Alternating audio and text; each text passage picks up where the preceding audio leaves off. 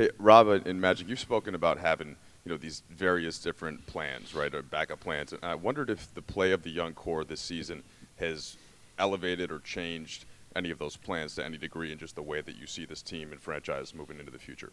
No, I think that we were both, but I'll let him speak for himself. Rob, I was very excited about the growth of our young players.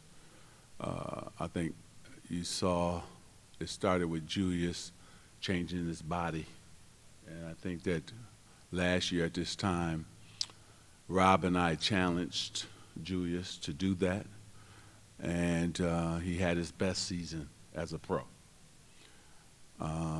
This year, we're challenging Lonzo and Bi and the rest of the guys, but especially those two, because they only played 50-something games. We need them to play more, but we want them to change their body and also get better in the off season. And so, but we were very happy about the way Lonzo performed. We feel that he can go to another level if he changes his body and if he's able to stay on the court and play more games.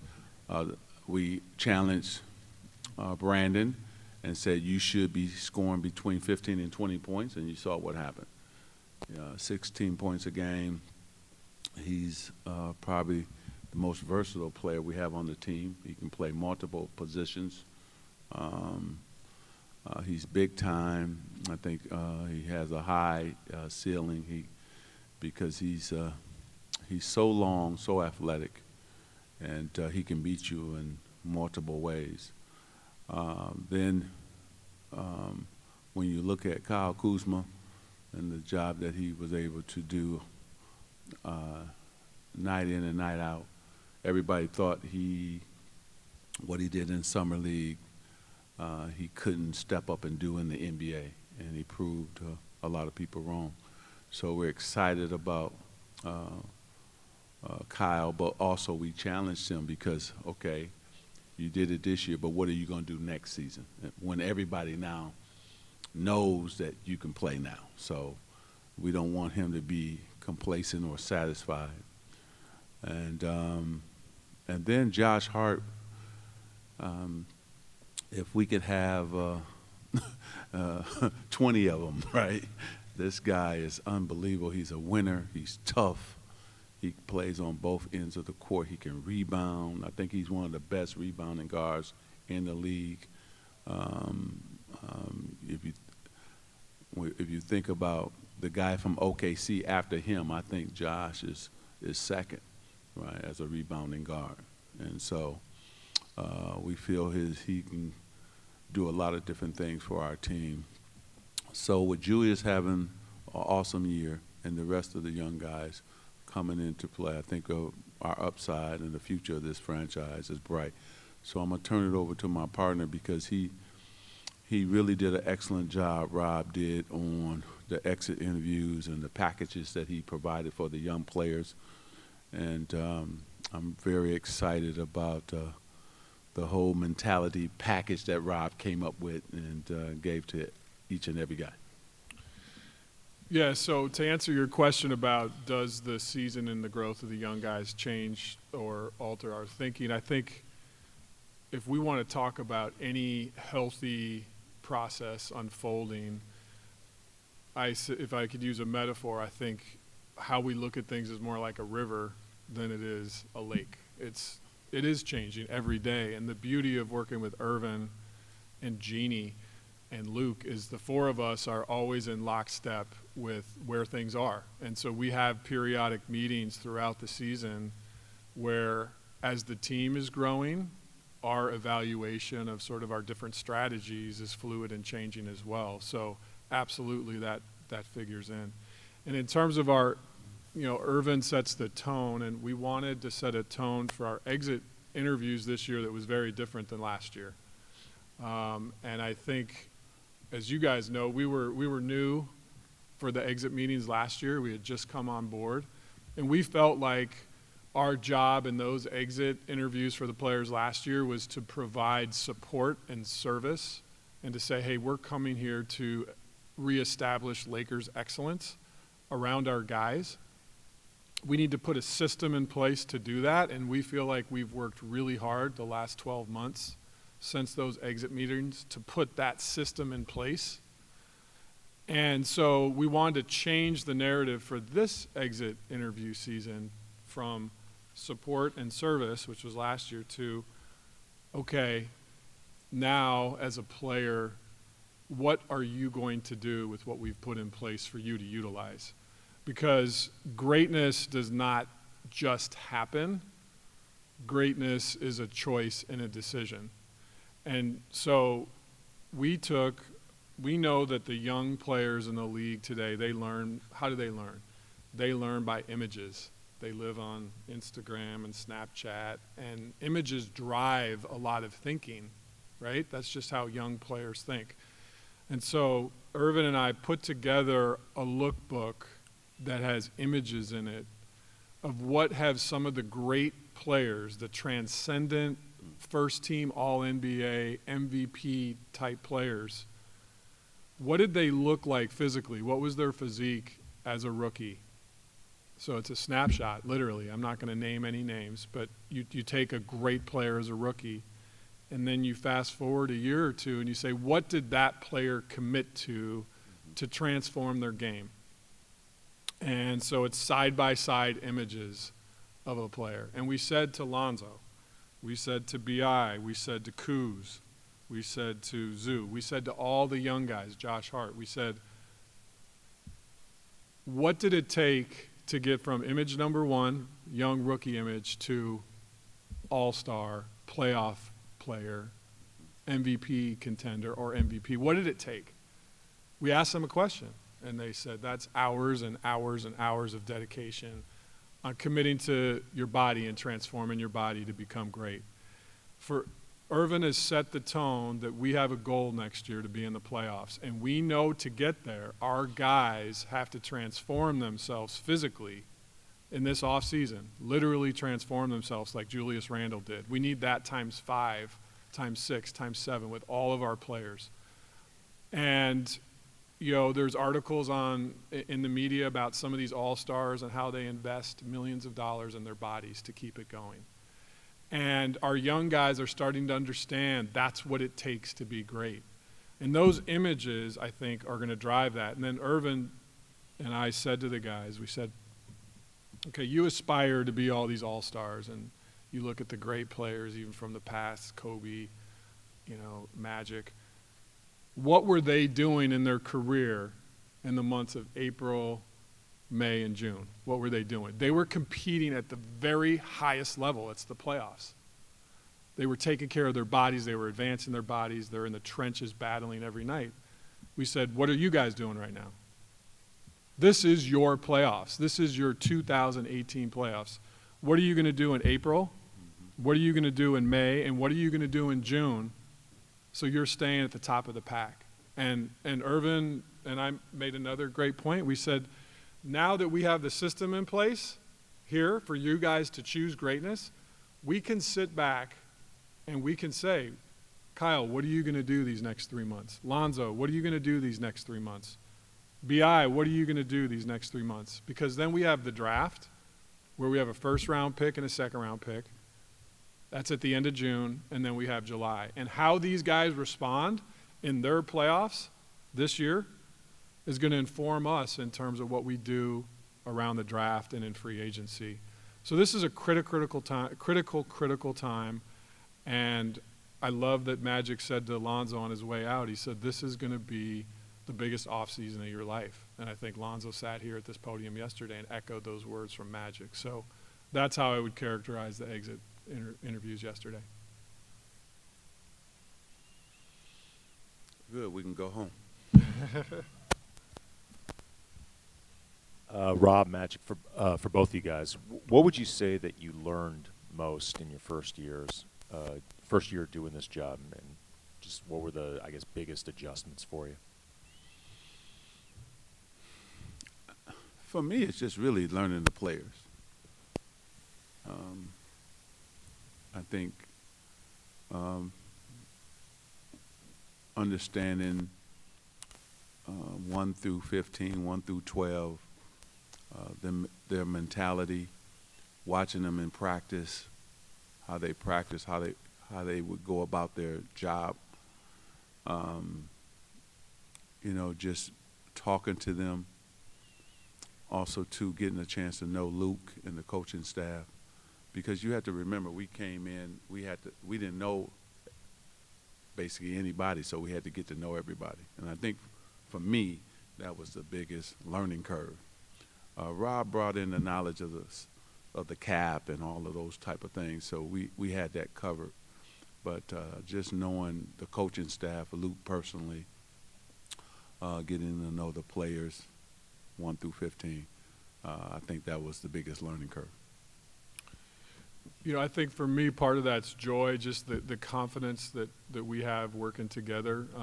Magic has a keen ability to, just like how he played in the heat of the battle, in the heat of the moment, he's running the break, and there's 5 different options, and he's got to choose one.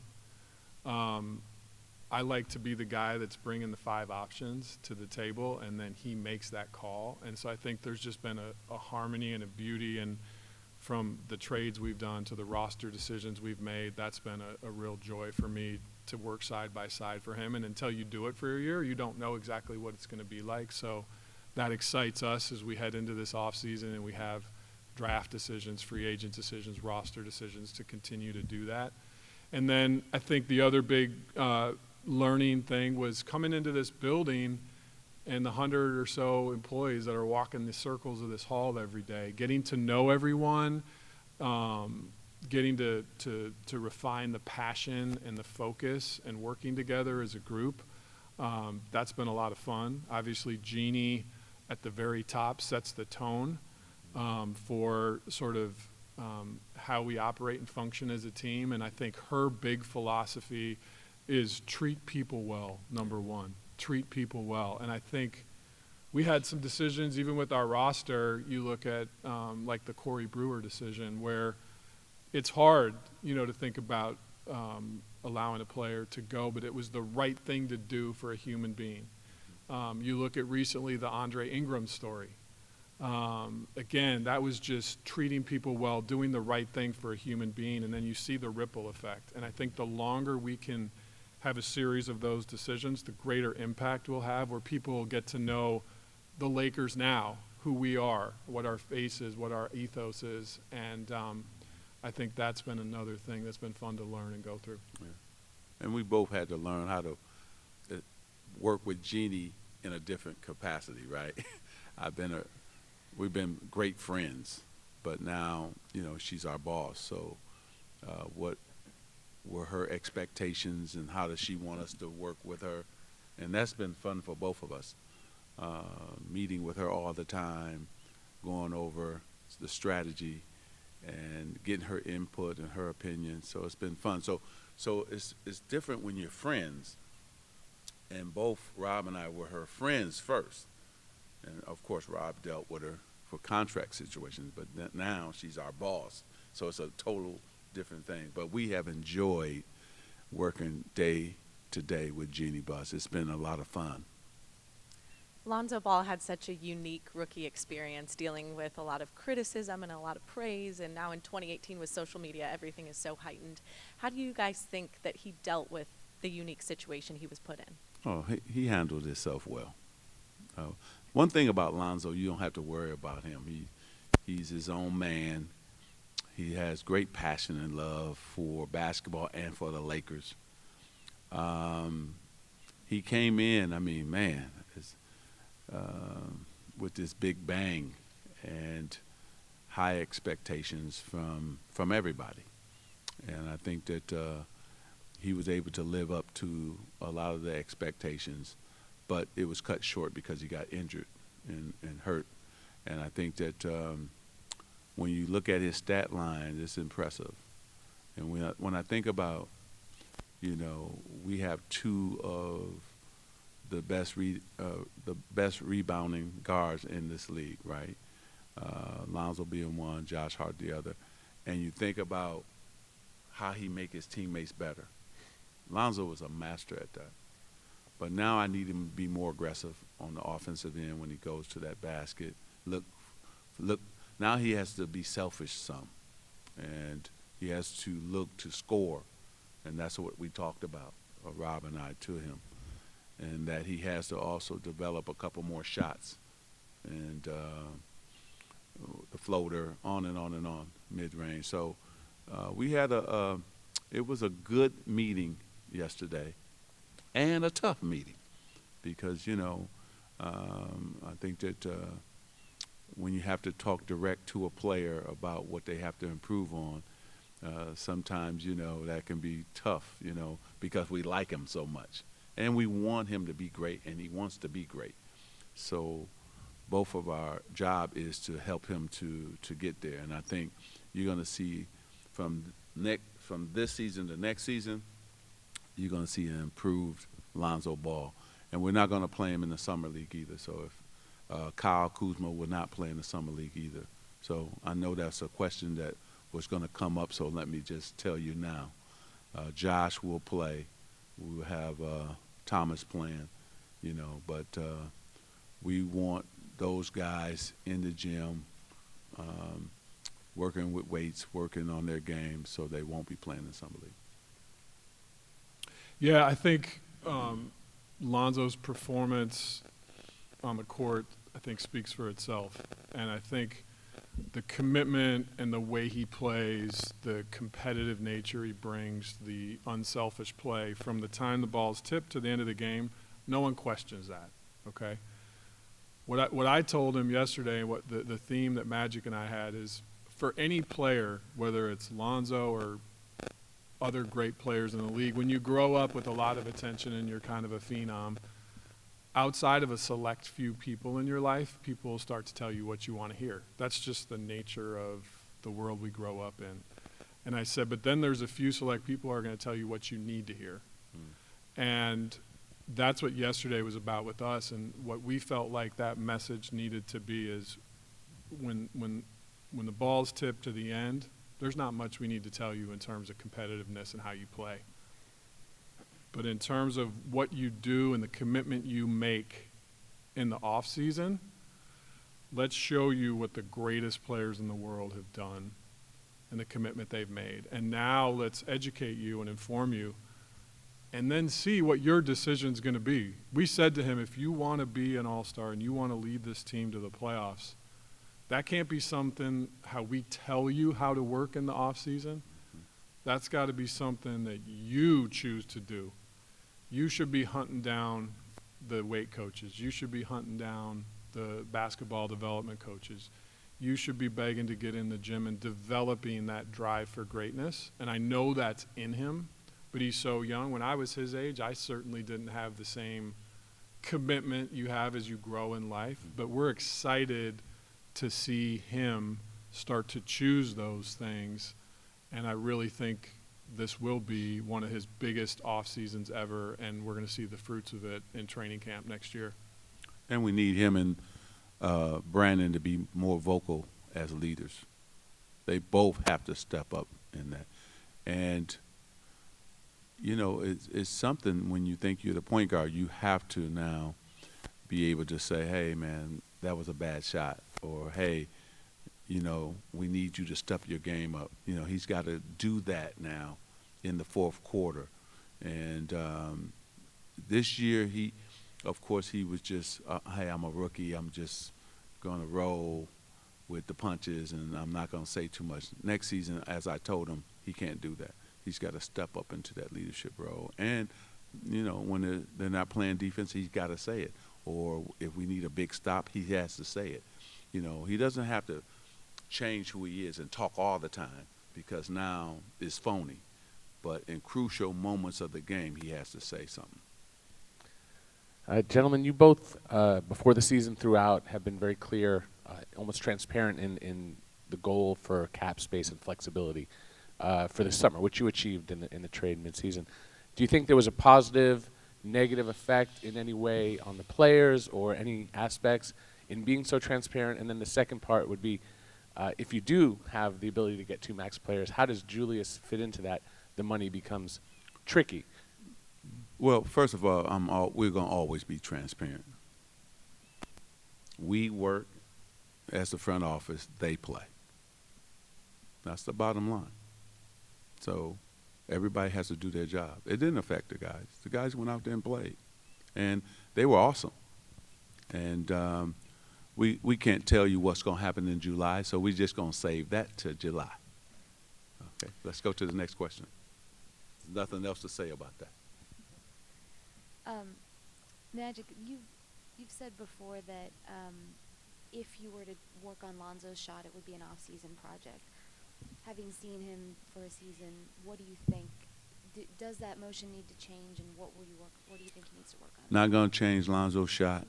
We're going to work hard at just putting time in to make sure he can knock it down on a more consistent basis. Also, too, I want him to improve on the free throw line. And we told him that yesterday. I think when we're evaluating as a front office and with our scouting staff, when we're evaluating shooting mechanics, the two biggest things we're looking at is the release and spin on the ball, and then the arch. Just kind of the trajectory of the ball. And if you study those two things on Lonzo, he has a very beautiful release.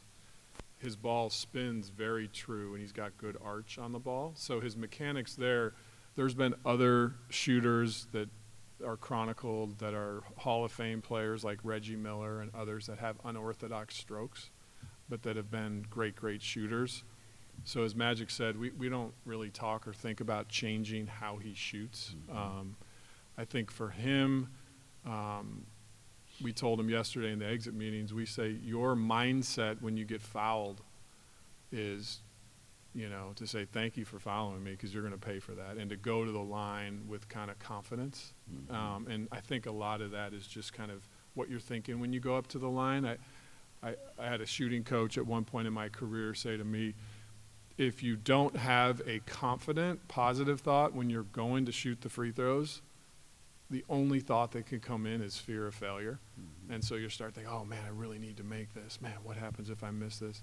You got to step to it, and you got to have in your head your mantra, your confidence. And I think that's something he'll learn this offseason. Also, too, when he was missing, he was off balance or he rushed it. It was those two things. And I told him to watch a lot of film this summer on that. When he's off balance, when his feet come too close together, he's off balance. And the other time is when he caught it, he felt like he got to get it up fast, right? And he rushed the shot. But the other times, when he was consistent on his balance, and Rob already told you, forget watching it from here. It's here, right?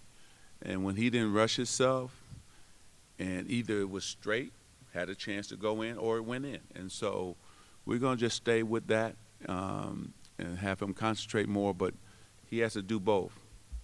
Shoot a lot of jump shots this summer, but also shoot a lot of free throws. And we challenged everybody for the free throw line. I was really disappointed across the board on the free throws. So everybody has to step up and improve. He went certain spans where he shot very, very few free throws. Do you think he ever got a little hesitant to put himself in a position to be fouled and to be put to the line? Well, when you're struggling, you sometimes you don't want to go there. Shoot, I went through that period. I struggled. Sometimes my shot wasn't going in, and I'm like, oh man. You go through that sometime, but you just keep shooting. You keep taking it. But I want him to be a little bit more selfish next season. Because Lonzo can score. I don't need him to score a lot of points. What I'm saying is when you attack, the defense now is playing him for the pass. So he's got to go in when he's driving to the basket, he's got to go in with a thought, first, I want to go and score. And once he starts doing that, then it's going to change how they defend him at the rim and the basket. Magic, so much of the narrative before you and Rob got here was that this franchise had struggled in free agency and kind of struck out. How confident are you that you're going to be able to get somebody this summer, even though you guys have created enough cap space for the next few summers? Do you feel the need to at least bring somebody this summer? And also, what do you want free agents to know about what you guys have built here, the culture and the young core? Well, I think first players see what we're building, and I think that the league is seeing what we're building too. we don't have to sign anybody this summer because we already said if we don't feel that we can get somebody in 18, then we'll turn to 19. And so we feel really good about where we are. I feel really good about the direction of this franchise. And then last but not least, I feel really good about Rob and I getting somebody in a room and talking to them about coming and playing for the Lakers. So I am so happy and excited. I'm excited first about the draft because that's what we're going to look to first. Rob is already going to Europe to scout players. We then going to come back and we'll turn our attention to the college players and what we have to do to get ready for Chicago, and then our workouts with all those college players in this beautiful practice facility. And then we'll draft whoever we draft and then look forward to free agency at that time. You know, I think in terms of your question, we're not big on self-validation, like saying, oh, you know, we think we've done X, Y, and Z. The validation that comes from the outside and people that really know the game and the experts, that's what matters to us. And we seem to get, whether it's former players, whether it's, you know, coaches, whether it's members of the media that come up and just say, we feel a renewed energy with the Lakers. We feel like there's a vision there. There's a purpose. There's a plan. We can see it. That's when we know, like, okay, it's not just us saying we did a good job. It's people from the outside seeing it. That message has been, that theme to us and to everyone in this building has been very consistent, and that means a lot. I think that we sat at this podium in the other room, in the media room, before the beginning of the season. We said the one thing we can guarantee is we can't guarantee a number of wins. I don't know if you remember that line, but we can guarantee that this team will play hard. They'll be scrappy. The games will be fun to watch, and we'll be in a lot of games to the very end, even with good teams. And I'll let you answer whether that's true or not, because I think it's true. That's what I saw. And so going into this offseason, the beauty of the flexibility that Magic envisioned is we have so many different roads we could look at. We have some great veteran free agents that had outstanding seasons here beyond just Julius Randle that we're going to seriously look at. And I think we have to realize that there is a July 2018 and a July 2019 window. We're not wed to one or the other. We have the flexibility to be ready to seize the opportunity when it comes. But the platform is here. People see how real it is, how exciting it is, and we're confident that over these next 2 off seasons, we're going to get back to that championship type Lakers basketball that is our goal. And we're not going to give money away just to say we signed somebody. Guys, we're not going to do that. I'm sorry, both along those lines, whether it is this summer, next summer, a player in between, via trade says, send me to LA, how much does attracting that player or players kind of put the validation on what you're talking about in terms of everybody saying, things are changing in the culture, but how much is that required to really kind of cap that? Well, I think that they could see it. I mean, Luke has a tremendous offense that's built on, positionless basketball. It's fast. We led the league in pace of play. And so I think that guys who played against us could see that we really have the young players on our team are for real. They're talented. And so that's what really validates. Bless you. Bless you.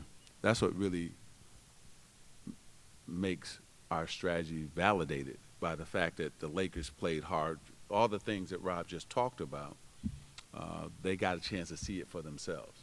And I think that was really important, the way we played against teams and the top teams, and that they could see that, hey, they have a lot of talent, young talent there. And then they had to put themselves in that lineup. So if I sign with the Lakers with those guys, how good can we be? I think let's take a trip down memory lane. So when we started, we were a team that was pretty much capped out without a pick.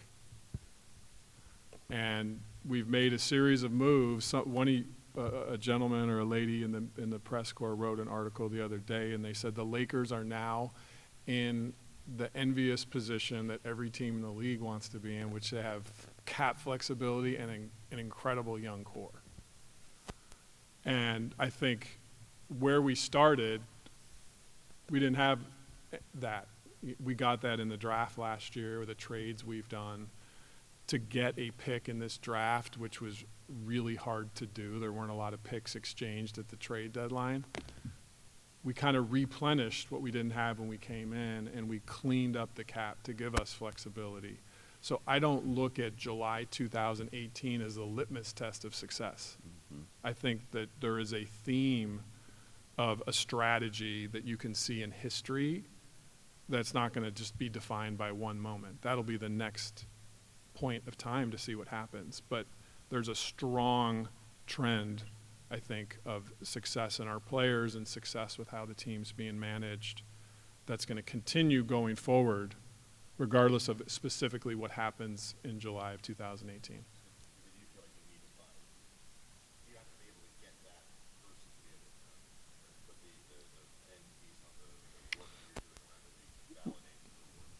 We're going to find success one way or another. It's not going to be contingent on any specific decision of another player. There's other teams, you can look around the league right now, that have put themselves in a position to be elite teams that haven't attracted a first-team All-NBA star. And so those decisions are going to be controlled by those players. Right. And so we're going to only control what we can control. And so if we have to do it some other way, we're going to find a way to do it. Speaking of controlling, it is? Okay, hi. Speaking of controlling what you can control, this is kind of a follow-up to his. Would you consider trading members of that young core, the Lonzo, Kyle, Brandon, We're not Josh going to Hart? talk. We're not going to talk about that. If you could acquire We're not going to max talk level- about okay, that. I have a second question. Coming into this season, Magic, you said that you didn't feel like you needed to monitor LeVar because of that relationship. There were a couple of times this season when you guys did have to have some conversations. Did that relationship end up requiring more massaging than you anticipated? And if so, where does that stand going forward? No, I think that, we talked to him. Rob and I have a good relationship with LeVar, and so I think that, he wanted to have updates on his son. We wanted to tell him, how we felt Lonzo was performing. And so we were able to really have positive communication between the three of us. And so, of course, you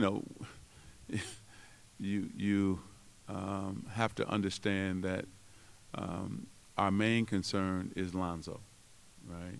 And that's who we're going to spend the most time talking to. But we only had 2 conversations with LeVar, and they were both good, and we moved on. So I don't have to monitor LeVar.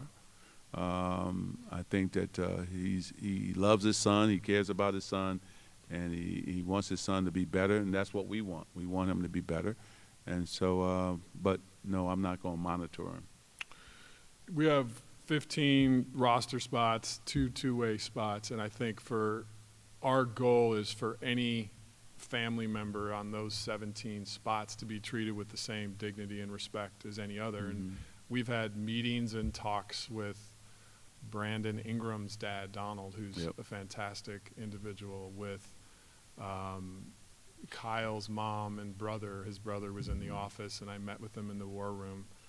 We want to be an open-armed organization that treats players and their families with dignity. And so that level of treatment is going to be uniform and the same for any of those 15 Lakers players or two-way players. And there's a theme of that throughout this season. And we've said before that whether it's LeVar or anyone, they're going to be treated with that level of respect, service, and dignity. Hey, Magic, Luke talked about during the season sometimes he would call you when he was on the road and just talk about players, this and that. And I wondered how both of your relationships with Luke evolved for this season, and how much you thought a part of he had in, say, the defense going from 30th to 12th, and some of the progress that was made and how that evolved. Well, I think that for Luke and I, we had a lot of great conversations, and a lot of the conversations were not just in the office, but when he was on the road. So he would ask me my opinion about different things, or what did I see, because Rob and I, we talk so much, and we not only watch our team, but we watch all the teams, and we watch all the big games. So we would always talk about, no question, the Lakers, but we would also talk about what other teams are doing, and on and on and on. And so then Luke and I, as well as Rob has his relationship with Luke, I have mine, and then we all three have our relationship together. So I just like the way that he was able to handle all the situations, especially when we had so many injuries. And when we came in, the one theme that we talked about, Rob and I, to Luke, was the defense had to improve. And so the defense did improve this season. So we now have to take that defense to a championship defense, to a playoff defense. And so we want to keep working, all three of us together. Matter of fact, we're going to have a retreat together that we talked about, that all three of us going to go away and just talk basketball, talk future, and talk players and player development. And so we're going to get together in a couple weeks and do all of that. So we really bonded. We really formed a great relationship, Luke and I, and we look forward to working with Luke for many years to come. One of the goals we had at the beginning of our work tenure was that to make sure there was lockstep in the communication and philosophy with Jeannie, Irvin, and myself and Luke. Those things have to be flowing, and we saw that all year, which is exciting. I think the trait in Luke that I was most impressed by is just his fiery competitiveness. He may seem low-key, but in the heat of the moment, he's just a pit bull as a coach and as a competitor, and I love that. In fact, and we saw that in Denver. and I had breakfast with Kobe the other day, and he was showing me his new show, Detail, which is on ESPN Plus, which takes you inside of his mind when he's playing a game. It's an actual game footage, and Luke was playing with him.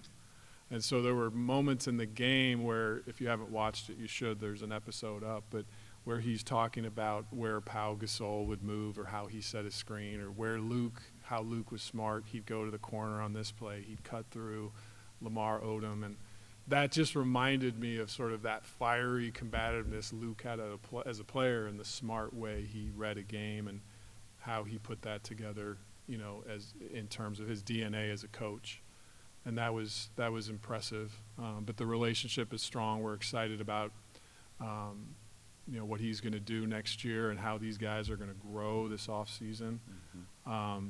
We're as excited now as day one. And I know that was the last question, and Irvin and I wanted to thank you all too. It's a long season, setting up the cameras, the microphones, the work you guys tirelessly do, the coverage you gave us, the airports, the plane rides. It's been great to work with you, and we appreciate your hard work as much as hopefully you appreciate ours. Thank you, guys.